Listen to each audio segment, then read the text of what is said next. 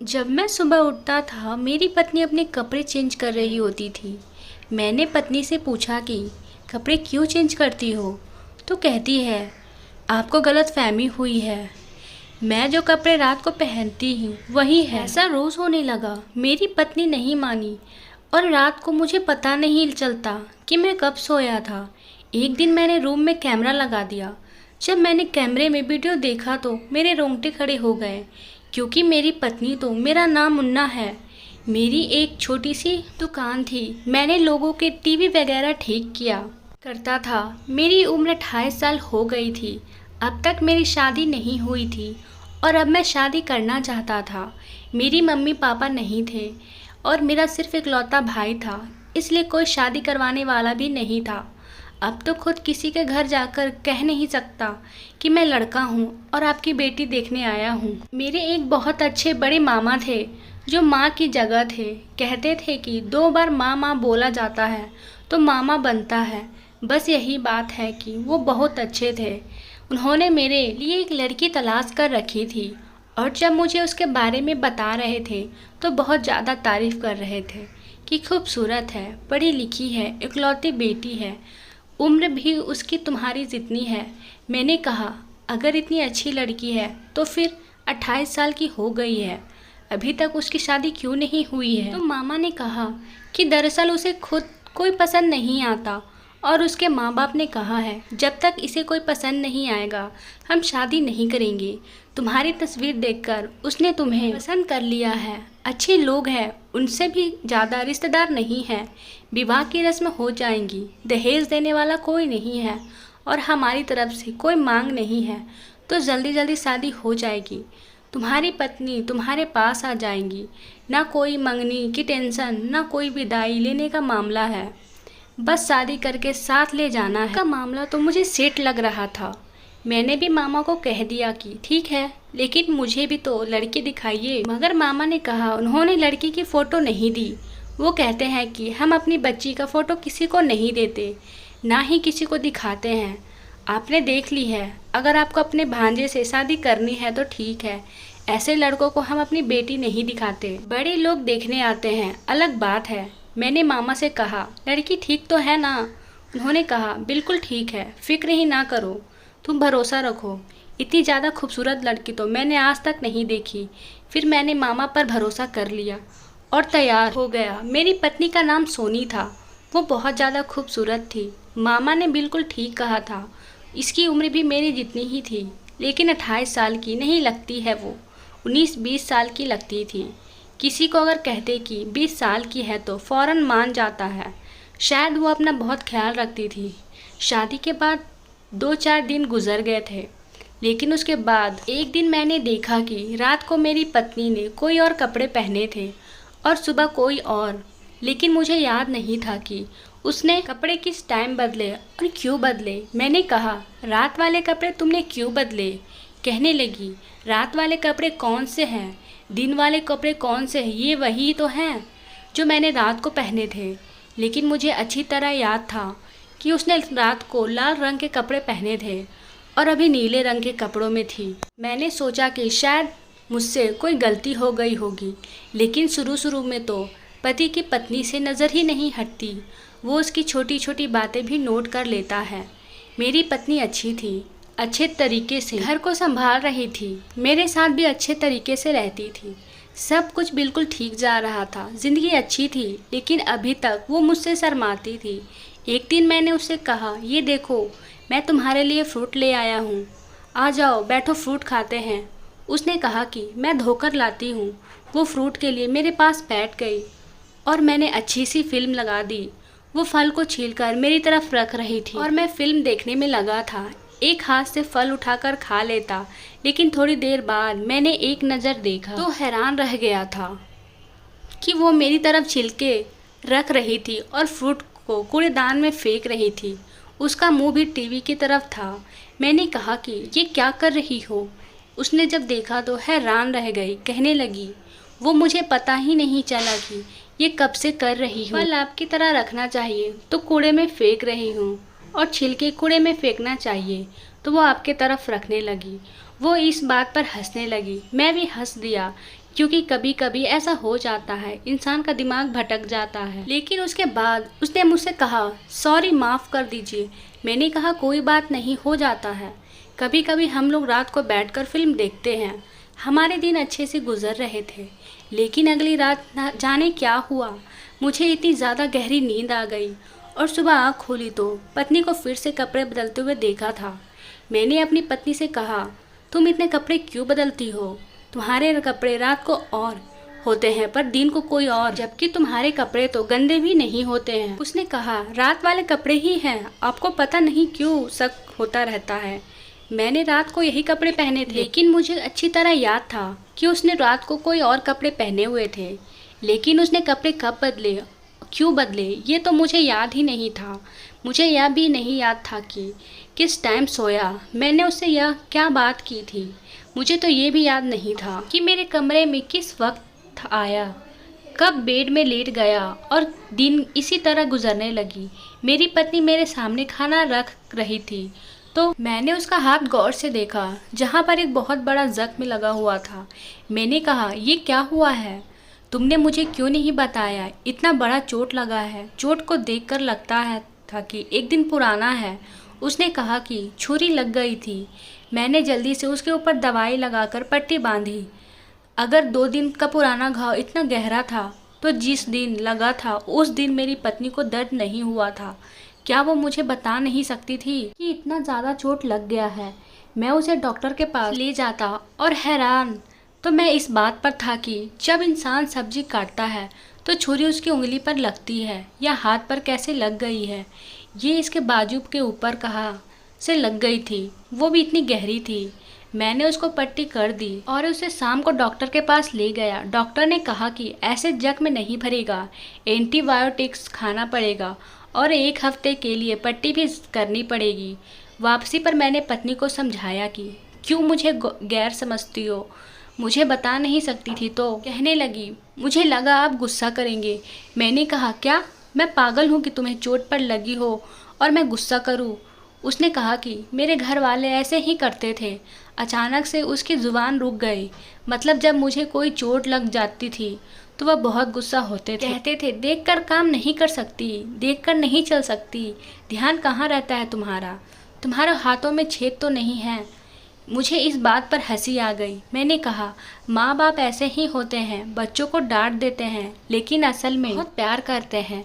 लेकिन अगर तुम्हें कोई तकलीफ़ हो तो मुझे बताना। मेरी पत्नी की ऐसी कोई हरकत नहीं थी जिसकी वजह से मुझे उस पर गुस्सा आता या मैं बिना वजह उससे कोई बात सुनाता। सारी ज़िंदगी तो मैं अकेले ही रहा। अब तो मुझे एक रिश्ता मिला था, एक ऐसा इंसान जो मेरे घर में रहती है, मेरे काम करती, मेरे साथ अच्छे से रहती थी, तो फिर मैं उसके साथ क्यों बुरे तरीके से पेश आता? इसलिए रात होते ही मुझे इतनी गहरी नींद आने लगता कि मैं जो करना चाहता वो भी नहीं कर पाता था। अपनी पत्नी के साथ बैठकर कुछ देर बातें कर लेता। इंसान उस लम्हे को अच्छा गुजार लेता है जब पत्नी को देख लेता है कि कितनी प्यारी है मेरी पत्नी। लेकिन रात होते ही मैं कमरे में आता और घोड़ों गधे बेचकर सो जाता था और सुबह ही मेरी आँख खुलती और मुझे यह भी याद नहीं होता कि रात को क्या हुआ था। खाना खाने तक की बातें मुझे याद होती, उसके बाद की सारी बातें भूल जाता। अचानक से ज़्यादा नींद क्यों आ जाती थी? मैंने क्या किया था अपने साथ? मैंने तो ऐसा कुछ भी नहीं खाया था जिसकी वजह से मैं बहुत ज़्यादा सुस्त हो गया था। मुझे लगा डॉक्टर के पास जाना चाहिए, लेकिन मेरा काम ऐसा था कि दुकानदारी थी, इसलिए दुकान छोड़कर नहीं जा सकता था। फिर सोचा कि बुधवार के दिन जाऊंगा, पत्नी को भी साथ ले जाऊंगा, डॉक्टर से भी मिल लेंगे और थोड़ा घूम लेंगे। पत्नी को ये बात बताया था। फिर हम दोनों बाज़ार चले गए, लेकिन उसने मुझे यह कहकर उलझाया, पहले मुझे कपड़े की दुकान पर चलते हैं, फिर कहती कि फ़िल्म देखते हैं, फिर कहती कि मुझे कुछ खाना है। इतने में डॉक्टर्स का टाइम गुजर गया। मैंने कहा, चलो कोई बात नहीं, अगले हफ्ते चले जाएंगे। वैसे भी मुझे कोई इतना बड़ा प्रॉब्लम नहीं है, बस थोड़ी ही सुस्ती हो रही है। लेकिन एक बात अजीब था कि मेरी पत्नी को मेरी तबीयत की कोई ख़ास चिंता नहीं था। उसने कहा कि छुट्टी का दिन है, पूरे हफ्ते काम करते हैं, आज आपको सिर्फ मेरे साथ दिन गुजारना है। उसने अपनी सारी ख्वाहिश पूरी करवा ली, काफ़ी सारे पैसे भी खर्च हो गए। फिर मैंने उसे कहा कि इंसान कमाता किस लिए है? पत्नी बच्चों के लिए ही कमाता है और बच्चे होने का अभी कोई कारण नज़र नहीं आ रहा था। 2 महीने होने वाले थे, लेकिन पत्नी ने अभी तक कोई खुशखबरी नहीं सुनाई थी। बस जल्दी से एक छोटा सा प्यारा सा बच्चा आ जाता तो मेरी फैमिली पूरी हो जाती, लेकिन ऐसा नहीं हुआ। बस इसी तरह दिन गुजर रहे थे। पत्नी को कपड़े बदलने की बड़ी आदत थी, लेकिन एक बात बहुत हैरान करने वाली थी। वो जब भी बाज़ार जाती तो ढेर सारे कपड़े लेती। जो कपड़ा वो एक बार पहन लेती वो दोबारा नहीं पहनती थी। अपने घर भी काफ़ी सारे कपड़े लेकर आई। मैंने भी उसके लिए काफ़ी सारे कपड़े लिए थे। जो भी मुझे पसंद आया मैंने उठा लिया। सोचा कि और तो कोई खर्चा करने वाला नहीं, पत्नी की चीज़ें तो अच्छे तरीके से ले लूँ ताकि वो खुश हो जाए। लेकिन अभी भी उसके लिए कपड़े कम थे। जब मैं उसे महीने के खर्च के लिए पैसे देता तो वो कपड़े ही ले लेती थी। एक दिन कहने लगी, राशन के पैसे कम हो गए थे तो उधार कर दिया है, आप जाकर पैसे दे दीजिएगा। मैंने कहा कि तुम्हें ज़रूरत से ज़्यादा पैसे दिए थे, फिर कैसे कम हो गए? उसने कहा कि पीछे दुकान में सेल लगी हुई थी, मैं वहाँ से 4 सूट ले आई हूँ। वैसे तो मेरी पत्नी में कोई खराबी नहीं थी, लेकिन मेरी पत्नी की ये आदत अब खुलकर सामने आ रही थी। वो ये है कि वो बहुत ज़्यादा पैसे खर्च करती थी। एक दिन मैंने अपनी पत्नी को एक काले रंग के सूट में देखा, वो बहुत ही प्यारी लग रही थी। कुछ दिन बाद मुझे एक दोस्त ने घर डिनर पर जाना था। मैंने उसे कहा कि शाम को तैयार हो जाना, तो 2 घंटे पहले उसका फ़ोन आया कि कपड़े कौन सा पहनूं, मेरे पास तो कोई कपड़े ही नहीं हैं। मैंने कहा, ये औरतों का प्रॉब्लम क्या है, अलमारी भरी पड़ी होती है, फिर भी कहती कि मेरे पास कपड़े नहीं हैं। तो मैंने कहा कि वह काला फ्रॉक पहनो, तो उसमें तुम बहुत प्यारी लगती हो। उसने कहा, वो तो मेरे पास नहीं है, ना जाने कहाँ चला गया। मैंने कहा, कहाँ चला गया? यहाँ से क्या मतलब, घर में होगा। उसने कहा, नहीं वो नहीं है, आप मेरे लिए कोई सूट लाइए। मैंने उसके लिए इस टाइम सूट नहीं ले सकता था क्योंकि महीने का आखिरी चल रहा था। मुझे कोई अच्छा सूट 3-4 हज़ार वाला लेना पड़ता। मैंने कहा, वही पड़ा होगा। उसका सूट उसको नज़र नहीं आ रहा था। मैं घर चला गया। मैंने कहा कि मैं खोजता हूँ, लेकिन जब मैंने उसकी अलमारी खोली तो मैं हैरान रह गया। उसके अंदर तो 2-3 कपड़े के अलावा कोई कपड़े नहीं थे, जबकि कितने कपड़े वो खरीदती थी और मैं भी लाता था। उसकी अलमारी में तो सुई रखने का जगह भी नहीं बचता था, लेकिन ऐसा कुछ नहीं था। मैंने कहा, ये तुम्हारे कपड़े कहाँ हैं?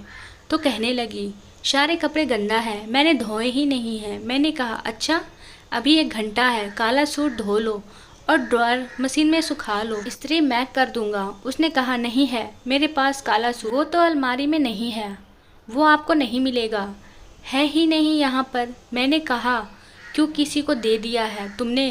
कहने लगी कि गांव वाली मांग कर ले गई थी, कह रही थी बड़ा प्यारा है, उसने वापस नहीं किया। मैंने कहा, उसे लेकर आओ। उसने कहा कि वो घर पर नहीं है। अब मुझे अपनी पत्नी पर गुस्सा आ गया। मैंने कहा, क्या अपने कपड़े धोकर नहीं रख सकती हो और क्यों अपनी चीज़ें दूसरों को देती हो? फिर मुझे तुम्हारे लिए दोबारा से सूट लेना पड़ेगा। मैं जल्दी जल्दी बाजार गया, उसके लिए अच्छा सा सूट लिया। मेरी जेब खाली हो गई। गुस्सा भी बहुत आ रहा था, लेकिन दावत पर जाना था इसलिए मूड ख़राब नहीं करना चाहता। पत्नी को कहा कि तैयार हो जाओ और हम दावत पर चले गए। लेकिन दावत पर जाकर जो हुआ वो देखकर मैं हैरान था। मेरी पत्नी बड़ी खूबसूरत लग रही थी। सब लोग उसके बारे में अच्छी तरह बात कर रहे थे। मैंने उसे अपने दोस्त की बीवियों के पास छोड़ दिया और खुद दोस्तों के पास चला गया। वो औरतों से बात कर लेगी। दूर से देखकर ही ऐसा लग रहा था कि अच्छी भली बातें हो रही हैं, हो सकता है हमारी ही बुराई हो रही हो। फिर काफ़ी अच्छा माहौल था, पार्टी का खाना ही लगने वाला था। लेकिन थोड़ी देर के लिए किसी औरत के चिल्लाने की आवाज़ आई। जब वहाँ देखा तो होश उड़ गए कि मेरी पत्नी ने मेरे दोस्त की पत्नी को सर में कांच की बोतल उठाकर दे मारी थी। उसे बहुत ज़्यादा चोट लग गया था, वो बहुत दर्द में थी। मेरा दोस्त अपनी पत्नी की तरफ बढ़ा। सब लोग मेरी पत्नी को हैरानी से देख रहे थे। मेरी पत्नी भाग गाड़ी में बैठ गई। मैंने अपने दोस्त के पत्नी की मदद करने की कोशिश की, लेकिन मेरे दोस्त ने कहा कि दफ़ा हो जाओ यहाँ से, अपनी पत्नी को कभी मत लेकर आना। सब लोग मुझे अजीब नज़रों से देख रहे थे। मैं गाड़ी में आया। मैंने कहा, ये तुमने क्यों किया? लेकिन मेरी पत्नी भी बेहोश पड़ी थी। मैं भी हैरान रह गया। उसे अस्पताल ले गया। डॉक्टर ने कहा, आपकी पत्नी डर की वजह से बेहोश हो गई है।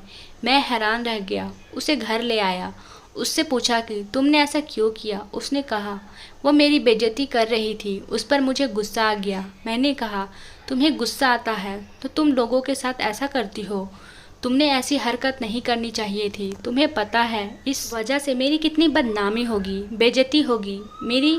मेरी पत्नी रो रो कर मुझे माफ़ी मांगने लगी। फिर उसकी तबीयत अचानक ख़राब होने लगी। मैंने कहा ठीक है, मेरी पत्नी की हरकतें बिल्कुल भी ठीक नहीं थी। मुझे पता लगाना था कि वो करती क्या है।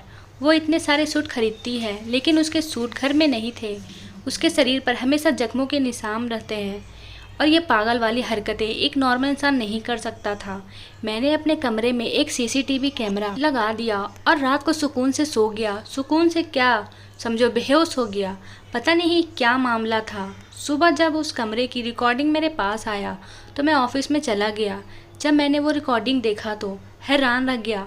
मैंने देखा कि मेरी पत्नी मेरे साथ सोने का नाटक करके आधे घंटे बाद उठ गई। फिर उसने मुझे चेक किया। वो मुझे ऐसे हिला रही थी जैसे मुझे जगा रही हो। फिर भी मैं जाग नहीं रहा था। इसका मतलब मैं सोया हुआ नहीं था, मैं तो बेहोश था। वो मुझे बेहोश करती थी। शायद वही खाने में कुछ चीज़ें मिलाया करती थी, क्योंकि उसके आने से पहले तो ऐसा कुछ भी नहीं था। इसके बाद उसने जो कपड़े पहने हुए थे वो बदल दिए। जो कपड़े पहने थे उसको कैंची के साथ काटने लगी। उनको काट काट कर इतना बुरी हाल कर दिया था कि दोबारा कोई सही करके भी उसे कोई पहन नहीं सकता।